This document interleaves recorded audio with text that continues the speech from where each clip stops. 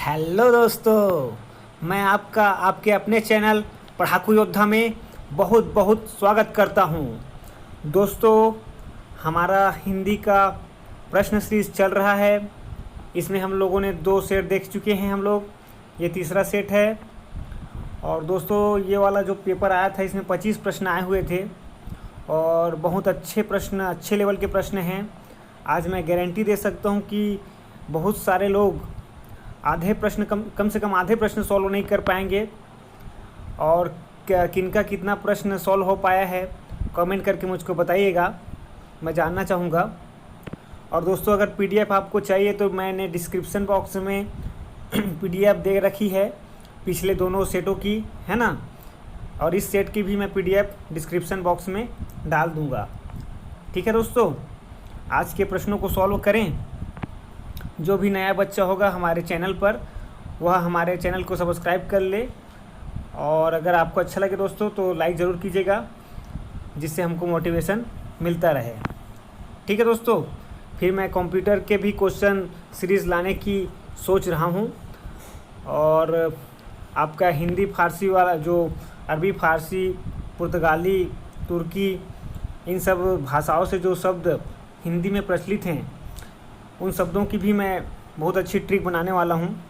जल्दी बनाऊँगा तो उसका भी लाभ आपको ज़रूर मिलेगा। ठीक है दोस्तों, तो आज का प्रश्न देखते हैं हम लोग। और सबसे पहला प्रश्न है, शुद्ध वर्तनी वाला शब्द कौन सा है। तो इस प्रश्न में बहुत सारे लोग धोखा खाएंगे। सोच लीजिए अपना आंसर आप लोग, फिर मैं बताता हूँ आपको आंसर। दोस्तों, सुषुप्ति लिखा है और सभी ऑप्शन में सुषुप्ति लिखने का प्रयास किया गया है, लेकिन सही जो लिखा गया है सुषुप्ति, वो जो है डी ऑप्शन है। ठीक है, ये तो देखिए सुषुप्ति लिखा है, ये तो आप पहले ही काट देंगे, ये भी पहले ही काट देंगे। 2 ऑप्शन में आपको सबसे ज़्यादा कन्फ्यूज़न हो सकता था, है ना। तो याद रखिएगा कि षटकोण वाला जो है सा आता है ना, सुषुप्ति में। दूसरा वाला जो सा होता है षटकोण वाला सा होता है। ठीक है दोस्तों, चले आगे वाले प्रश्न में। शुद्ध शब्द कौन सा है। दूसरा प्रश्न भी पूछ रहा है कि शुद्ध शब्द कौन सा है। तो चलते हैं और पढ़ के देखिए कौन कौन सा आपको सही लग रहा है। सच्चिदानंद लिखने का प्रयास किया गया है चारों ऑप्शन में, और स्पष्ट रूप से मैं अगर आपको बताऊं तो बी ऑप्शन सही है दोस्तों, है ना। इसका संधि विच्छेद होता है सद धन चित धन आनंद। ठीक है, व्यंजन संधि। तो इस प्रकार से प्रश्न आते हैं दोस्तों, है ना। याद रखिएगा, जब भी शुद्ध वर्तनी वाला जो क्वेश्चन आता है बच्चे फंस जाते हैं, क्योंकि एक एक पॉइंट उसमें ध्यान रखना पड़ता है। एक एक मात्रा भी अगर गलत हो गया तो पूरा गलत हो जाता है, तो उसका ध्यान हमको रखना होता है। और बहुत अच्छा टॉपिक है शुद्ध वर्तनी वाला। जो जितना ज़्यादा प्रैक्टिस करेगा उसको उतना ही ज़्यादा मतलब आएगा, इस प्रश्न को सॉल्व करने में उतने ज़्यादा मतलब महारत हासिल होगी। ऐसे प्रश्न वही ज़्यादा सॉल्व कर पाते हैं, अच्छे से वही सॉल्व कर पाएंगे जो प्रैक्टिस ज़्यादा करेंगे, है ना दोस्तों। शुद्ध वर्तनी वाले में प्रैक्टिस बहुत ज़रूरी है, क्योंकि पहली बार जो भी प्रश्न आता है वो गलत होने की पूरी संभावना होती है। चलते हैं अगले वाले प्रश्न में। तीसरा जो प्रश्न है, उद्धनहार के योग से कौन सा शब्द बनेगा। क्या उतार बनेगा, कि आहार बनेगा, कि उदार बनेगा, कि उद्धार बनेगा। हाँ बिल्कुल दोस्तों, डी वाला ऑप्शन सही है, उद्धार बनेगा। अब अगला प्रश्न देख लीजिए, दृगंचल का संधि विच्छेद बताइए, है ना। सही संधि विच्छेद क्या है। तो आपके सामने ऑप्शन 4 हैं, दृग धन अंचल, दृगम धन अचल, और दृग धन अंचल, दृग धन चल। तो जो पढ़ा होगा वही बना पाएगा, है ना, नहीं तो इसको लगा देगा बच्चा। हालांकि सी इसका आंसर है, आपको पता होगा। का जो है गाँव में बदल जाता है, व्यंजन संधि है। अगर आपसे संधि पूछ लिया जाए, आजकल एक बहुत अच्छी चीज़ चल रही है दोस्तों पेपर्स में, कि डायरेक्ट वो संधि विच्छेद करके नहीं देता है, आपको दृगंचल दे देगा और वो पूछेगा कि इसमें कौन सी संधि है ना। तो ऐसे शब्दों को याद रखिएगा ध्यान रखा कीजिए, ताकि क्या हो कि आप डायरेक्ट आंसर कर पाएँ। वैसे तो जो प्रैक्टिस किया होता है संधि में, उसको समझ में आ जाता है कि यह कौन से प्रकार की संधि इसमें है ना। चलते हैं, 5वां प्रश्न देख लेते हैं। और गजब प्रश्न आ गया इस बार। निम्नलिखित में से कौन सा शब्द स्त्रीलिंग है?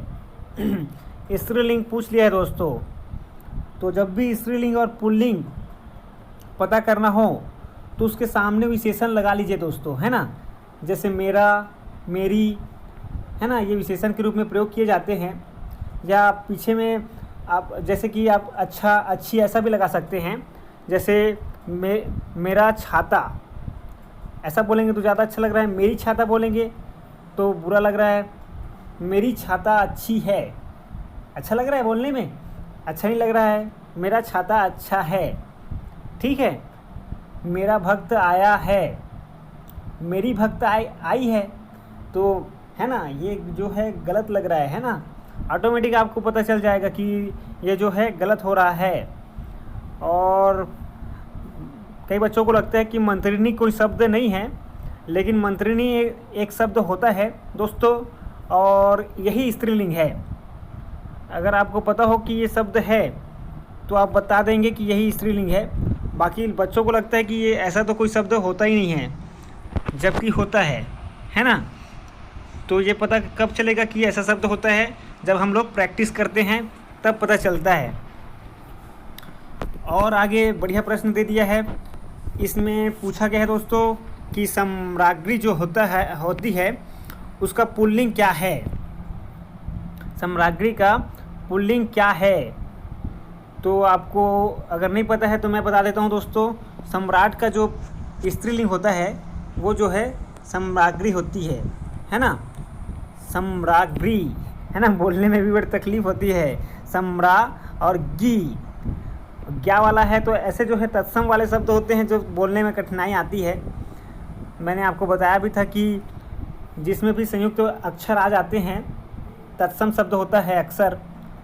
अक्सर क्या बोले दोस्तों, 99% ऐसा होता है। जब भी संयुक्त अक्षर किसी में आ गया, है ना, वो 100% तो नहीं बोलूँगा, लेकिन 99% जो है वो क्या होता है, तत्सम होता है। तो इस बात को भी याद रखिएगा, आपके काम आएगा। और आपका 6वां प्रश्न तो सॉल्व हो चुका है। आज एक से एक प्रकार के प्रश्न आएंगे हमारे सामने, बहुत मज़ेदार प्रश्न हैं। आपसे कितने सॉल्व हुए मुझको बताइएगा कमेंट करके, मैं देखना चाहूँगा। और मुझको यकीन है कि कोई ना कोई ऐसा बंदा हमारे चैनल पर ज़रूर निकलेगा जो सारे प्रश्न सॉल्व कर लेगा, क्योंकि मैं अपने आप को कम नहीं समझता हूँ, तो सामने वाले को भी कम नहीं समझता हूँ। मैं जानता हूँ कि ज़रूर सामने वाले में भी, है ना, वैसे तो सभी में पावर है, लेकिन बात यही है कि उसको जागृत करना पड़ता है और जगाए रखना पड़ता है ना। चलते हैं अगले प्रश्न में दोस्तों। और सभा में 20 लोग थे, इसमें विशेषण का कौन सा भेद है?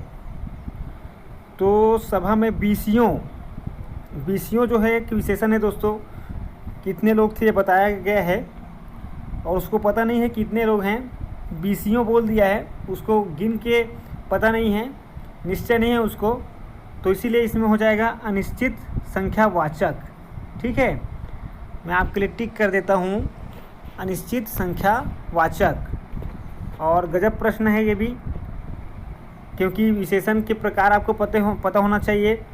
निश्चित संख्यावाचक में निश्चित संख्या होती है, परिमाण वाचक में जैसे किलो वगैरह होता है दोस्तों, जो मात्रा होती है ना, 1 किलो आटा, तो आटा की क्या विशेषता है कि 1 किलो है ना, तो उसमें परिमाण बता दिया गया। मेरा वज़न जो है कितना है, 55 किलो है, तो जो 55 किलो है ये क्या हो गया, किलो जो है, किलो का मतलब ही हो जाता है परिमाणवाचक।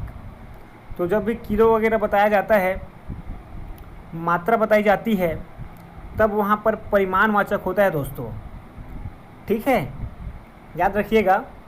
विशेषण भी एक बढ़िया टॉपिक है आपके लिए। और मुझको कमेंट करके बताइएगा कि विशेषण के कितने प्रकार हैं। यह भी प्रश्न पूछा जाता है दोस्तों। ठीक है। और पिछले वीडियोस में मैंने आपसे पूछा था कि कृत प्रत्यय कितने प्रकार के होते हैं, मतलब कितने होते हैं। तो दोस्तों कोई भी आंसर नहीं आया था, इसलिए मैं आज आपको बता देता हूं कि 28 होते हैं। याद रखिएगा, कृत प्रत्ययों की संख्या 28 है। ये भी प्रश्न आपके पेपर में आते हैं।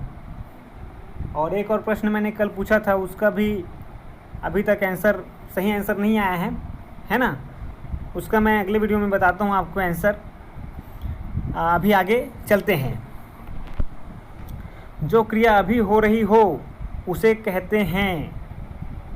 तो अभी हो रही हो, तो अभी तो हो रही है, इसका मतलब वर्तमान में हो रही है। तो क्या सामान्य वर्तमान होगा दोस्तों, कि अपूर्ण वर्तमान होगा, कि संदिग्ध वर्तमान होगा, कि संदिग्ध भूत होगा, बताइए। तो कई बच्चे तो वर्तमान लगा देंगे, मतलब सामान्य वर्तमान। लेकिन दोस्तों जो अभी हो रही है, इसका मतलब क्या है? इसका मतलब यही है कि अभी पूर्ण नहीं हुई है, और इसका मतलब ये है कि अपूर्ण वर्तमान काल है। क्या है? अपूर्ण वर्तमान काल है। आपको इंग्लिश में पता होगा 4 प्रकार के वर्तमान काल होते हैं। हिंदी में शायद नहीं पता होगा कितने प्रकार के होते हैं। अगर पता है दोस्तों तो बताइएगा कमेंट में, और नहीं पता होगा तो मैं कल बता दूंगा अगले वीडियो में, ठीक है। तो घबराने वाली कोई बात नहीं है, लेकिन अगर पता नहीं है तो पता करने का प्रयास कीजिए, ताकि क्या है आपका ज्ञान बढ़ता जाए। यही है ना, यही फ़ायदा होता है क्वेश्चन पूछने का। अगर टीचर आपसे क्वेश्चन पूछ रहा है और आप खोज रहे हैं, तो इसका मतलब ये है कि आपको कुछ ना कुछ नया मिलेगा ज़रूर, ठीक है दोस्तों। और उत्तर बताने का प्रयास ज़रूर किया करें, है ना। इससे क्या है, बुद्धि का कौशल, है ना, बुद्धि का कौशल विकास होता है। और आगे चलते हैं। 9वां है, कौन सा शब्द क्रिया विशेषण है? तो दोस्तों जो क्रिया की विशेषता बताता है ना, उसको क्रिया विशेषण कहते हैं। और चलिए बताइए, विशेषण की जो विशेषता बताता है उसे क्या कहते हैं? ठीक है, ये भी गजब का प्रश्न है और पूछा गया प्रश्न है दोस्तों। और वैसे विशेषण उसे कहते हैं जो संज्ञा और सर्वनाम की विशेषता बताता है। संज्ञा और सर्वनाम की विशेषता बताता है। जैसे आम मीठा है, तो आम मीठा है दोस्तों, तो आम की विशेषता क्या हो गई है कि वह मीठा है, ठीक है। जैसे राम बुद्धिमान है, तो उसकी विशेषता, राम की विशेषता क्या हो गई, वह बुद्धिमान है। दोस्तों ये देखिए वर्तनिक इसमें गलत लिखी हुई है। और अगला और पहला का अगर देखें दोस्तों, तो यहाँ भी विशेषण है। और अगर मैं इसका सही उत्तर बताऊं, है ना, इसका सही उत्तर बताऊं तो क्रिया विशेषण है तेज।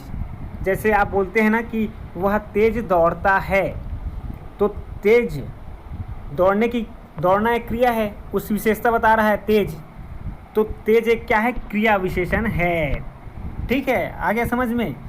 अब चलते हैं अगले वाले में, कौन सा शब्द अलग अर्थ रखता है? तो सबसे पहले तो आपको इसका अर्थ ही पता होना चाहिए। भागीरथी मतलब होता है दोस्तों गंगा, उसी को कहते हैं सुर नदी, उसी को कहते हैं दोस्तों मंदाकिनी। और डी ऑप्शन जो है ना, यही अलग अर्थ रखता है दोस्तों। तो अलग अर्थ वाला पूछा है तो डी बिल्कुल आपका सही हो जाएगा। और मैं गंगा का कुछ और आपको समानार्थी पर्यायवाची बता देता हूँ, बहुत ही महत्वपूर्ण है और ऐसे प्रश्न कई बार बन जाते हैं। 4 ऑप्शन में आपको इसी प्रकार का प्रश्न दे देता है। तो दोस्तों सबसे पहले तो भागीरथी का आपका गंगा ही हो गया है ना, गंगा। इसी को दोस्तों बोलते हैं जाह्नवी बोलते हैं, जाह्नवी। इसी को दोस्तों, अच्छा लिखते नहीं बन रहा, अच्छे से लिख देता हूँ। जाह्नवी तो आप समझ गए। इसी को दोस्तों बोलते हैं विष्णुपदी भी बोलते हैं, क्योंकि विष्णु जी के पैर से निकला हुआ मानते हैं इनको। क्या कहते हैं, विष्णुपदी कहते हैं, विष्णुपदी। देवपगा कहते हैं इसको, क्योंकि देवों की नदियाँ है ना, तो देवपगा कहते हैं, देवपगा। तो ये भी आप याद रखिएगा, इम्पोर्टेंट है। और जाह्नवी आपको पता है दोस्तों, जाह्नवी शब्द जो है कहाँ पर, मतलब अगर मैं ही बता देता हूँ दोस्तों, गंगा का जो है जाह्नवी नाम जो है शास्त्रों में वर्णित है ना, वेदों में जाह्नवी कहा गया है गंगा को। ठीक है दोस्तों, तो आप लोग बताइएगा किस वेद में गंगा को जाह्नवी कहा गया है। अभी हम लोग आगे चलते हैं और अच्छे अच्छे प्रश्न आने वाले हैं, तो बने रहिएगा और अपना उत्तर बताइएगा, मतलब अपना स्कोर बताइएगा दोस्तों, कितना प्रश्न आपका सही हुआ। और प्रज्ञा चक्षु का अर्थ है, तो क्या तीव्र दृष्टि होता है, विद्वान, अंधा, बड़ी आंखें, क्या होता है दोस्तों, बताइए। और आपने सोच लिया होगा आंसर, अपना आंसर आपने सोच लिया होगा। और मैं आपको बता देता हूं दोस्तों कि इसका उत्तर होगा विद्वान, जिसकी प्रज्ञा चक्षु हो, है ना, उनको क्या कहते हैं, विद्वान। तो इसका ए ऑप्शन सही है। अब अगला है, अभ्यागत का अर्थ है अतिथि, है ना, क्या होता है दोस्तों, अतिथि। अतिथि भी एक बढ़िया प्रश्न बनता है इससे, कि जिसके आने की तिथि ना पता हो उसे क्या कहते हैं, अतिथि, है ना, मेहमान। तो अब आप ये भी याद रखिएगा कि जिसकी आने की तिथि ना पता हो उसे क्या कहते हैं, अतिथि। और अगला प्रश्न और गजब का प्रश्न दे दिया है, 13वां प्रश्न आपका, अच्छे से आपको दिखाता हूँ। चमू का समानार्थी शब्द है, तो इसको बताइए दोस्तों, गजब का प्रश्न है और पूछा गया है ना। तो चमू का समानार्थी शब्द है सेना, भोजन, शहर, पहाड़। तो दोस्तों चमू का अर्थ अगर आपको पता होगा तो बहुत अच्छी बात है, नहीं तो मैं बता देता हूँ। इसका अर्थ होता है दोस्तों सेना, ठीक है। और सेना का एक और अर्थ होता है जिसको पूछा जाता है अक्सर, अनिक। अनिक मतलब भी क्या होता है, सेना होता है दोस्तों, है ना। अनिक मतलब भी क्या होता है, सेना। या इसी को अनिकनी भी बोल देते हैं, अनिकनी, है ना, अनिकनी। तो सेना, अनिकनी और अनीक, चमू, इन सबको याद रखिएगा। कभी कभी दल भी दिया रहता है पर्यायवाची में, सेना का अर्थ दल भी दिया रहता है, ठीक है। और आगे चलते हैं। आप 13 प्रश्न हम लोगों ने सॉल्व कर लिए हैं आज आपको मज़ा आ रहा है ना दोस्तों, थोड़ा सा लेवल अप है ना, थोड़ा सा लेवल थोड़ा सा बढ़ा हुआ है। तो ऐसे ही प्रश्न आजकल बनेंगे, कुछ नए शब्द आपको दिखाई देंगे जिनका समानार्थी अर्थ, पर्यायवाची, विलोम वगैरह पूछा जाएगा। अगला प्रश्न देखें तो दोस्तों, सरवरी क्या है, सरवरी का अर्थ है लड़की होता है, दासी होता है, सबरी होता है, रात्रि होता है। तो जिनको नहीं पता होगा वो तो सबरी पर टिक लगाएंगे सबसे पहले, है ना। किस पर टिक लगाएंगे, सबरी पर। लेकिन सबरी नहीं होता है दोस्तों, सबसे पहले मैं बता दूं, सबरी नहीं होता है। सरवरी का होता है आपका डी ऑप्शन सही है, रात्रि होता है। और रात्रि को ही दोस्तों बहुत अच्छे नाम है रात्रि के, इसी को यामिनी बोलते हैं, है ना, यामिनी, तमस्वनी बोलते हैं, क्या, तमस्वनी, यामा बोलते हैं, रजनी तो आपको पता होगा, रात भी बोलते हैं, रैन भी बोलते हैं, है ना। तो यामिनी, यामा, तमस्वनी, एक और गजब का नाम बता रहा हूँ मैं, विभावरी भी बोलते हैं इसी को, विभावरी। तो ये है नया आपके लिए, है ना, विभावरी। तो इनको भी याद रखिएगा। एक और शब्द है निशा भी बोलते हैं, आपको पता ही होगा, लेकिन निशित भी बोलते हैं। क्या बोलते हैं? निशित। मैं लिख के बता रहा हूँ आपको, निशित भी बोलते हैं, निशित। तो ये बात है, ठीक है दोस्तों। तो जो भी मैं आपको पर्यायवाची बता रहा हूँ दोस्तों, इसको अगर आपको नहीं पता है तो लिख कर रखिए, क्योंकि बहुत महत्वपूर्ण है और याद करने का प्रयास कीजिएगा, है ना, बहुत इम्पोर्टेंट है। और अगला प्रश्न हम लोग देखते हैं।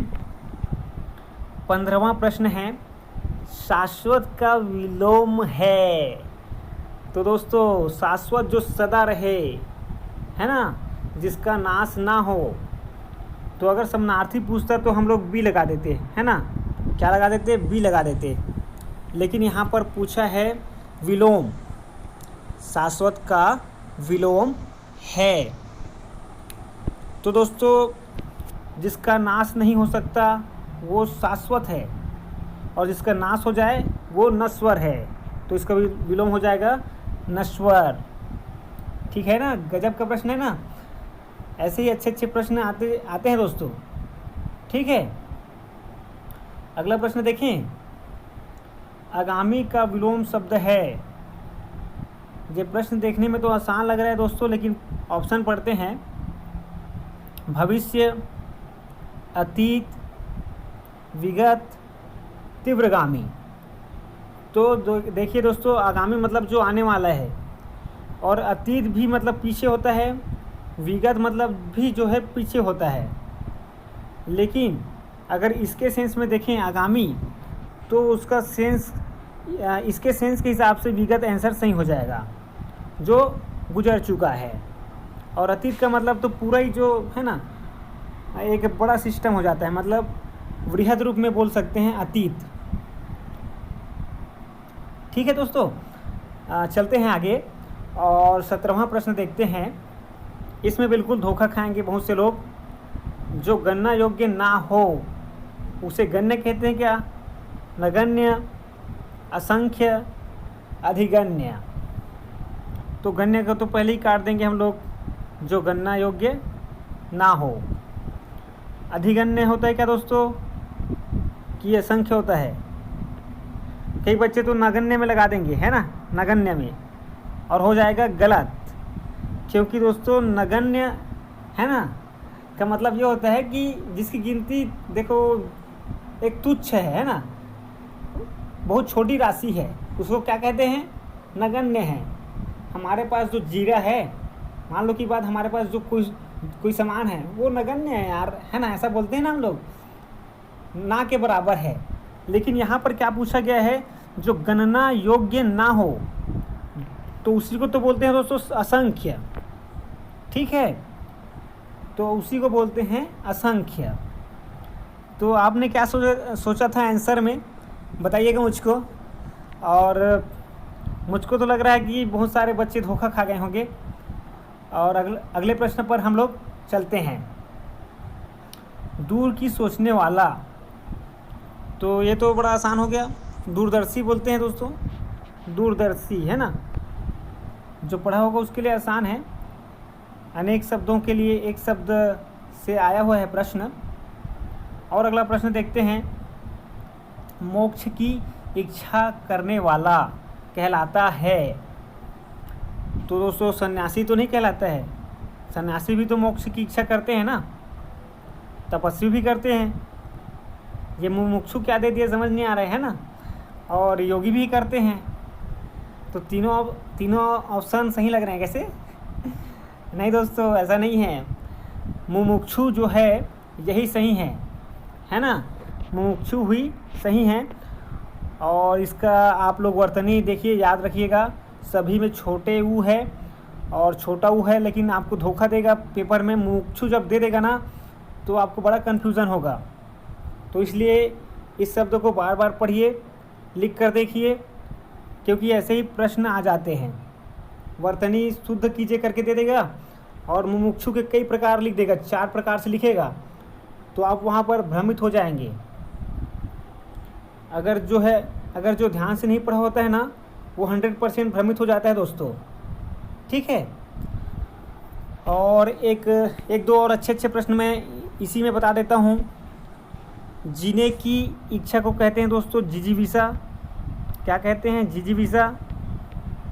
ये भी प्रश्न पूछा जाता है कई बार, जिजीविषा। और दोस्तों जैसे जीतने की इच्छा को कहते हैं जिगीषा कहते हैं, जीतने की इच्छा को जिगीषा कहते हैं। और दोस्तों तैरने की इच्छा को तितिर्षा कहते हैं, तितिर्षा। जानने की इच्छा को क्या कहते हैं? आप जानते ही हैं, जिज्ञासा कहते हैं, है ना। जानने की इच्छा को जिज्ञासा कहते हैं। युद्ध करने की इच्छा को क्या कहते हैं? बताइए मुझको। युद्ध करने की इच्छा को क्या कहते हैं दोस्तों? युद्ध करने की इच्छा को यू से बोलते हैं। चलिए बताइएगा, है ना। मैं छोड़ देता हूँ, एक चीज़ छोड़ देता हूँ आपके लिए। आपके कमेंट करने के लिए भी तो कुछ होना चाहिए, है ना। तो छोड़ दिया हूँ, अगले बार मैं बता दूँगा। ठीक है, तो घबराने वाली कोई बात नहीं है। चलते हैं विषय में। और वीर पुत्र को जन्म देने वाली स्त्री के लिए एक शब्द है, वीर प्रसू है दोस्तों। सीधी बात है, क्या है? वीर प्रसू। प्रसव मतलब आप जानते ही होंगे, है ना। बच्चे को जन्म देना ही क्या कहलाता है? प्रसव कहलाता है। और उसी से बन गया है वीर प्रसू। ठीक है। और माता का देखिए, माता का कई बार पूछा जाता है आपको, इसका जो पर्यायवाची, तो माता का तो जननी भी होता है ना। और होता है प्रसूता भी बोलते हैं दोस्तों, ये याद रखिएगा। कभी कभी आपको पूछ देते हैं प्रसूता का अर्थ क्या है। ठीक है, तो प्रसूता मतलब भी क्या होता है? जननी ही होता है, माता ही होता है। माता को अम्बा भी कहते हैं, अम्मा कहते हैं, माँ कहते हैं, जगदम्बा भी कहते हैं। तो इन सबको तो आप जानते ही होंगे, फिर भी एक बार रिवाइज कराना ज़रूरी रहता है ना। और अगला प्रश्न देखते हैं। माथा ठनकना का अर्थ है, लीजिए दोस्तों आपके लिए अब मुहावरा भी आ गया है। क्या आ गया है? मुहावरा। तो माथा ठनक गया किसी का, तो इसका मतलब उदास हो गया, क्या नुकसान हो गया, सिर दर्द हो रहा होगा ज़रूर, है ना, तभी माथा ठनका है। किस्सा खो जाना होता है दोस्तों। तो ऐसा अगर जो नहीं पढ़ा होगा वो तो कुछ भी सोच सकता है, ज़रूर उदास हो गया होगा, है ना, सिर दर्द हो रहा होगा। तो ऐसा कौन सोच सकता है जो नहीं पढ़ा होगा। लेकिन हम लोग क्या सोचेंगे? मेरा माथा ठनक गया, ऐसा बोलते हैं ना। उसने जब ऐसा बोला तभी मेरा माथा ठनका, मतलब मुझको शक हो गया। ठीक है दोस्तों, तो 21 का डी आंसर सही है। अब आसमान से बातें करना का अर्थ है, आसमान से बातें करना, तो ज़रूर बंदा पागल हो गया होगा, है ना, पागल हो जाना। तेज़ दौड़ना, बहुत ऊंचा, बहुत परिश्रम करना। तो बहुत परिश्रम कर रहा है तभी आसमान से बातें कर रहा है। ऐसा कई प्रकार की सोच तब उत्पन्न होती है जब आपने प्रैक्टिस नहीं की है ना। लेकिन अगर आपने पढ़ा हुआ है तो ज़्यादा कन्फ्यूज़न नहीं होगा। आप दो चीज़ों में ही कन्फ्यूज़ होंगे, एक तो बहुत ऊंचा, है ना, एक तो तेज़ दौड़ना, है ना। तेज़ दौड़ना भी ऐसा लगता है कि आसमान से बातें करना, लेकिन इसका जो उत्तर है दोस्तों बहुत ऊंचा है ना, बहुत ऊंचा। अब अगला जो है लोकोक्ति आया हुआ है, का बरखा जब कृषि सुखाने, मतलब दोस्तों कि जब, है ना, जब कृषि ही सूख गई उसके बाद वर्षा का क्या लाभ है। तो मतलब काम बिगड़ने पर